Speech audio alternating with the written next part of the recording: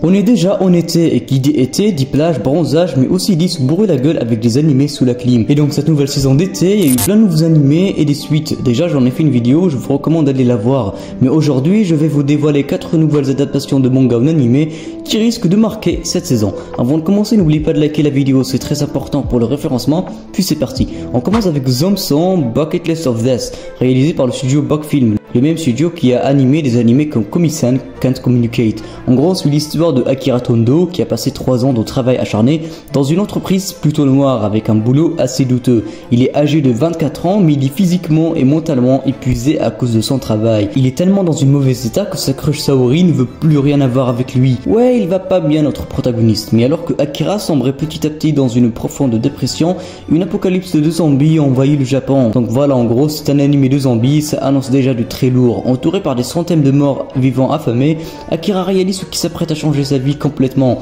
À partir d'aujourd'hui, il n'aura plus jamais besoin d'aller au travail.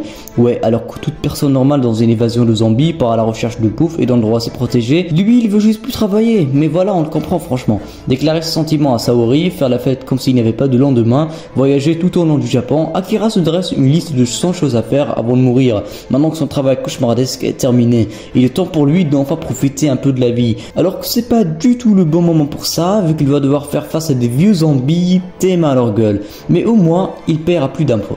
Genre, c'est une action comédie science-fiction et sortira le 9 juillet 2023.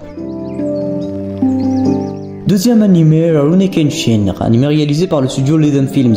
L'histoire se déroule au siècle dernier, en plein milieu de la transition vers l'ère Meiji et le début de l'industrialisation du Japon. Dans cette nouvelle époque moderne, les samouraïs n'ont plus leur place et sont devenus moins importants que les commerçants. Peu à peu, les guerriers sont remplacés par les armes à feu et ceux qui étaient autrefois les protecteurs du peuple entrent doucement dans la légende. Parmi ces hommes, un maître sabreur surnommé Kenshin, autrefois été un assassin, devient un vagabond, voyageant en fil des jours sur les routes du pays. Cela dit, son sens du courage et sa volonté de protéger les plus faibles n'ont pas disparu. Le samouraï devient petit à petit un justicier apprécié par le peuple. Ce manga a déjà eu une adaptation animée, mais elle date, et quoi de mieux qu'un beau remake pour un manga culte. Genre shonen action aventure drame et sortira le 6 juillet 2023. Troisième animé, Reign of the Seven Spellblades, réalisé par le studio JC Staff. Pour leur premier jour au sein de la prestigieuse académie de magie Kimberly, le code vestimentaire des étudiants est strict, habit noir, épée attachée à la hanche. Mais cette rentrée bien très compliquée pour nos protagonistes cache une réalité plus sombre et bien moins agréable. En effet, l'établissement est rempli de dangers en tout genre. Monstres féroces, mystérieux labyrinthes, souterrains. Tel est le quotidien que devront affronter ceux qui souhaitent étudier dans cette école. C'est dans ce contexte qu'Olivier, oui Olivier, un nouvel étudiant à l'académie, va devoir dépasser ses limites pour survivre aux côtés de ses compagnons, tout en essayant de se rapprocher de Nanao, une mystérieuse fille solitaire. Mais ça, on s'en bat les couilles. Genre aventure, fantasy, school life, drame, romance, et franchement ça m'a l'air plutôt sympa et sera diffusé à partir du 7 juillet 2023.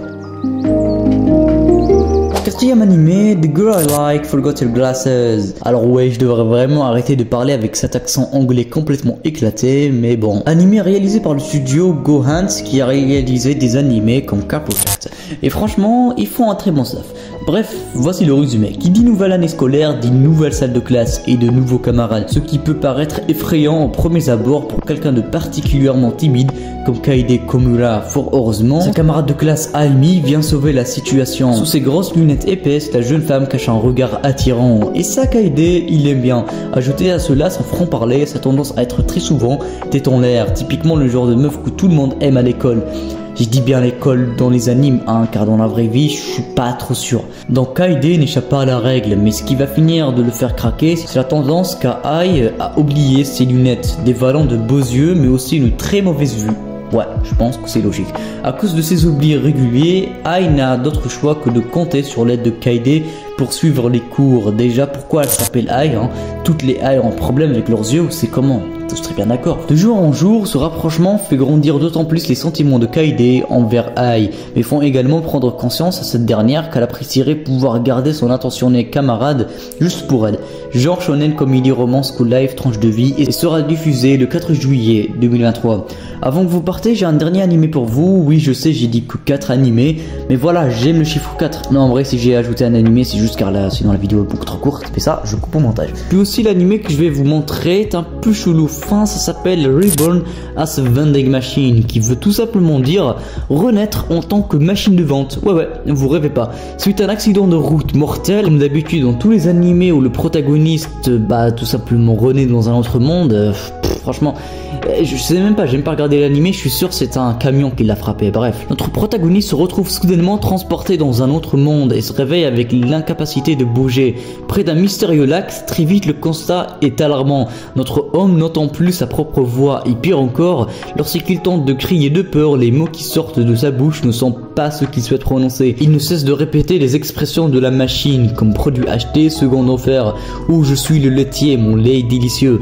En réalité, notre héros s'est transformé en un distributeur automatique et les seules actions qu'il est capable de mener se limitent à celles d'une simple machine. Dans un tel contexte, comment parviendra-t-il à survivre dans ce monde fantasy? Voilà, genre shonen, isekai, fantasy, aventure, comédie, tranche de vie, et sera diffusé à partir du 5 juillet 2023. Même avec toutes ces nouveautés géniales précédemment présentées dans la dernière vidéo, comme la saison 2 de Jujutsu Kaisen, la suite de Bleach et plein d'autres nouveautés, et aussi les animés cités dans cette vidéo, en réalité c'est pas ce qui me hype le plus pour cet été. J'ai plutôt hyper hâte pour la transformation de Luffy. Je ne vais pas vous spoiler plus que ça, mais nous les lecteurs du manga de One Piece, ça fait un an qu'on attendait l'animation des événements du manga. Le combat Zoro contre King était génial, celui de Sanji aussi, et là on attend la finale qui sera juste dingue. Aussi la fin de Oshinoko est incroyable, mais ce qui est tout aussi génial c'est que la saison 2 est prévue pour fin juin, voire juillet 2023.